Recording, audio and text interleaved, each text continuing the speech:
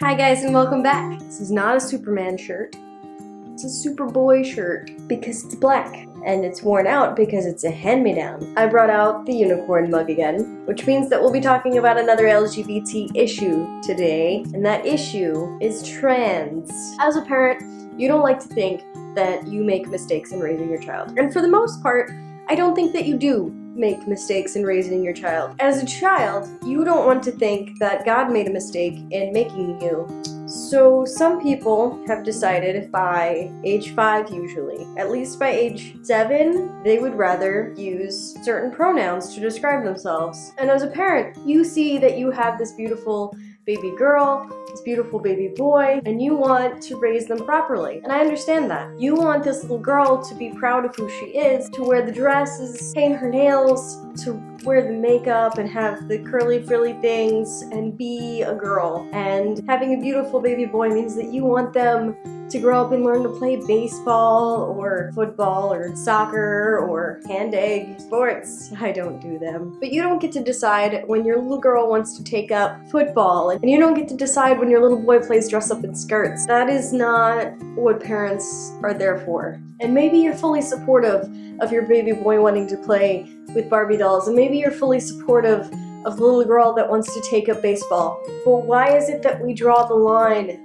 when your little girl wants to be called Steve, or your little boy wants to be called Layla? Why is that the line? Well, we don't want our little boy to grow up gay. Why? If we let go of the idea that being gay makes you somehow less human, if we let go of this idea that being girly makes you a wimp, makes you less human, less of a person, we let go of this idea there is no difference between man and woman.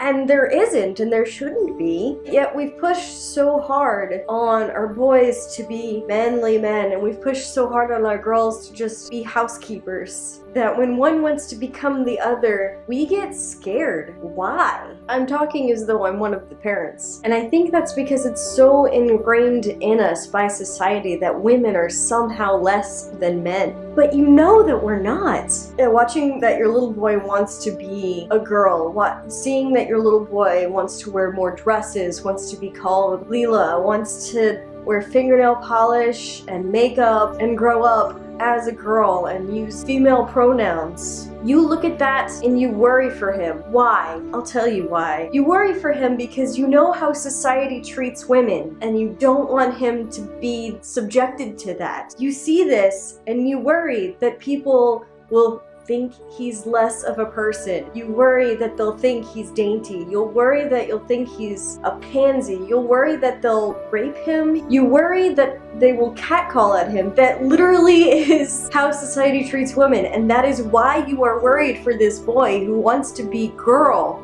So maybe we should fix that first. Maybe we should stop viewing girls as something less than men and start viewing them as equals. Hashtag feminism. And as parents, you should accept that your child is a beautiful human being. They should be whatever they want to be. Because we tell our children they can be whatever they want to be. And then we limit them? To a boy who wants to be a woman and we tell them that no, they can't. And to a girl that wants to be a man but we tell them no, they can't. You are immediately discrediting what you have just told them about how they could be whoever they want to be. And they've lost all trust in you after that. So which is it, parents? Can they be whoever they want to be? Do they have to fit into the box of who you want them to be? Because here's the thing, parents. Whether or not you agree with your child's decision at this young, early stage in life, whether or not you think that they're making their decision as a well-informed individual, they choose to kill themselves by age 13. You might not think that they are old enough to make this decision about their life. They make a way bigger decision than that not too long from now. You don't have much control over that, and that's gonna weigh down on your conscience because you're the one who told them no. And that child is looking up to you for acceptance because they have nobody else. At that age, they have their sibling and they have you. You are their superhero. You are their everything. If you're gonna tell them no over something that is that big of an importance to them, after telling them they can be anything that they want to be, they have nothing. Their world is crushed. They become severely depressed and they begin to distrust you. I've made a separate video about depression, and it applies here as well. I'm gonna link that right here. I just wanted to give you guys something to think about today. And if you happen to be a child or an adult going through this transition, I love you, and you are a beautiful human being, exactly as you are, and exactly as you should be. And I hope that you find many more people who accept you. One day, ladies and gentlemen, this will no longer be an issue, and society will just accept that you are you. Until then, know that I have your back. I love you guys, and I'll see you next Friday.